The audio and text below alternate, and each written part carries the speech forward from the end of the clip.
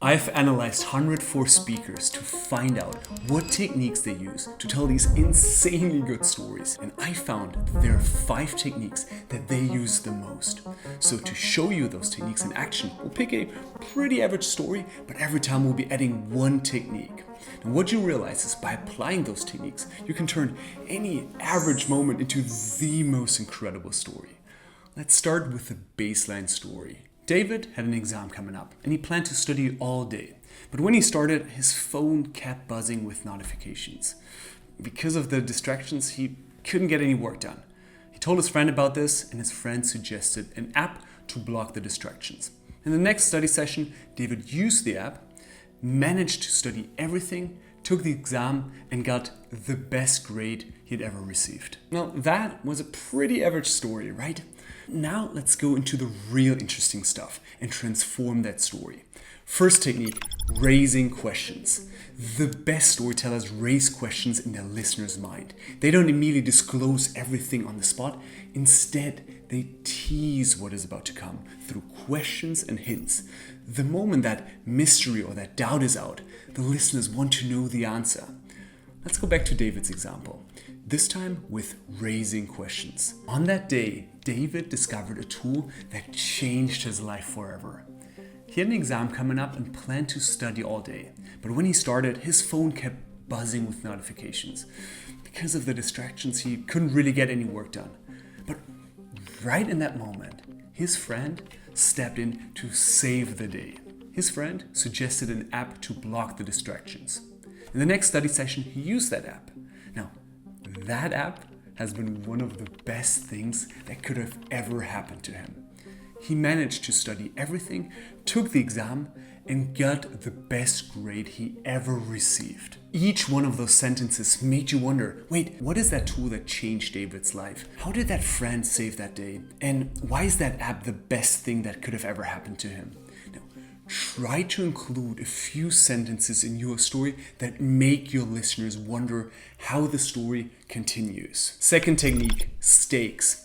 A simple way to make your listeners care for your story is to share the stakes. What can that character win or lose in that specific situation? Why does the character care so much about reaching that goal or avoiding that problem? Example, David had an exam coming up and planned to study all day. Now, that exam would decide if he would be allowed to study medicine and reach his dream of becoming a doctor. But when he started, his phone just kept buzzing with notifications. Because of the distractions, he pretty much couldn't get any work done. He started to worry. He knew that if things didn't change, he'd never get into medical school. Even worse, he might have to study something like law or accounting. He told his friend about this, and his friend suggested an app to block the distractions. In the next study session, David used that app. He managed to study everything, took the exam, and got the best grade he ever received. By sharing the stakes, your listeners will care much more for your story. They'll be there on the sideline cheering for your character, wanting to know how the story continues. But let me now share a technique that I see in almost every single story out there. Third technique, outer dialogue. Often your stories will have more than one character. Maybe there's someone that has helped you, maybe there's someone that really annoyed you, maybe there's someone that loved working with you. Now you can share some of the dialogue of that specific moment to bring your story to life. Now what are the exact words, or what are the quotes of that specific moment? Example, David had an exam coming up and planned to study all day, but when he started, his phone just kept buzzing with notifications. Because of the distractions, he couldn't get any work done. Now, after complaining to his friend Sarah, she interrupted him and said, "Stop right there, I know exactly what you need. What you need is an app to block the distractions." It's so freaking powerful. Now, in the next study session, David used that app. He managed to study everything and took the exam. A few days later, he got the results and immediately called his friend. "Oh, Sarah, you're not going to believe it. I got an A+. Thank you so much for the tip.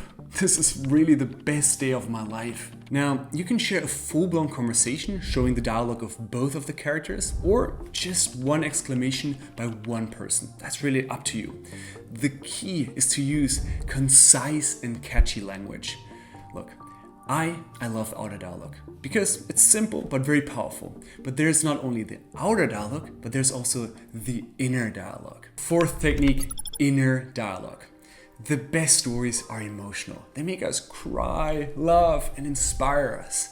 The easiest way to make your story more emotional is to share the character's thoughts. What was that character thinking in that crucial moment of the story? What were the hopes, the goals, the dreams, the fears? Share some of the thoughts. Example, David had an exam coming up and planned to study all day. He thought, all right, today's the day. Today I will crush it. I'll be glued to my seat. I'll be crushing through these pages. But when he started, his phone just kept buzzing with notifications. Because of the distractions, he couldn't get any work done.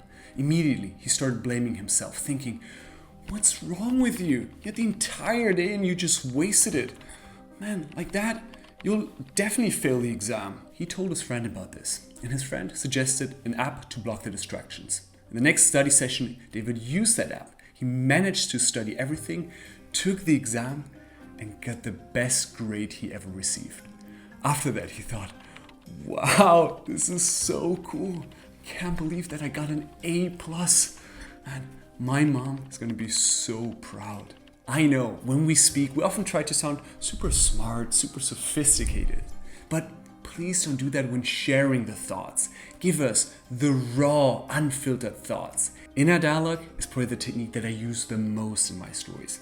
But there's one last technique that will make your story even more emotional. Fifth technique, showing emotions.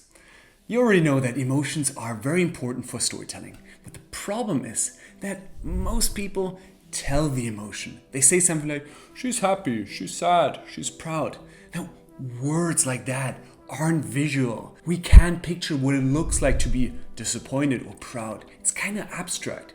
So instead of telling the emotion, show the emotion. How does the body, the face change when experiencing the emotion of the story?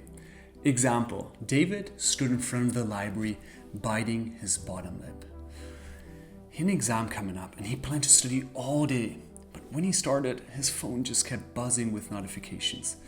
Because of those distractions, he couldn't get any work done at all. Hiding his face in his hand, he told his friend about this.